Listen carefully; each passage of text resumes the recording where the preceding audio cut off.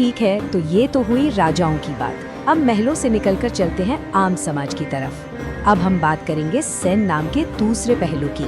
ये कहानी है एक सामाजिक समूह की, जिसका सफर नापित से शुरू हुआ और सेन तक पहुंचा। अच्छा, नापित शब्द सुनकर दिमाग में क्या आता है? शायद नाई, है ना? लेकिन क्या आपको पता है कि संस्कृत में इसका असली मतलब कहीं ज्यादा गहरा है। इसका मतलब था समाज का नेतृत्व करने वाला या फिर न्याय दिलाने वाला।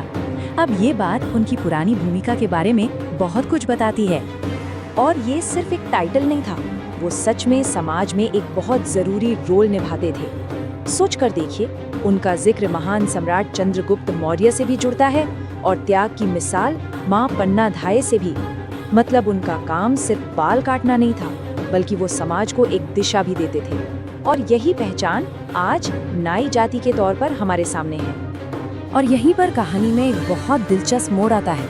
वक्त के साथ अपनी इस पुरानी विरासत को सम्मान देने के लिए उत्तर भारत में समुदाय के बहुत से लोगों ने खुद को नाई की जगह गर्व से सेन कहना शुरू कर दिया। ये सिर्फ नाम बदलना नहीं था, ये अपनी जड़ों की तरफ लौटने जैसा था। तो हमने राजवंश की बात कर ली और सामाजिक समूह की भी, पर क्या सेन नाम की कहानी यहीं खत्म हो जाती है? नहीं, इसमें एक और पहलू भी है।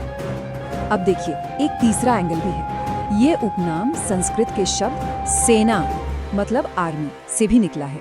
और यही वजह है कि सेन सरनेम बंगाल के वैद्य और कायस्थ समुदायों में भी मिलता है, जिनका न तो उस राजवंश से कोई लेना देना है और न ही नाई समुदाय से।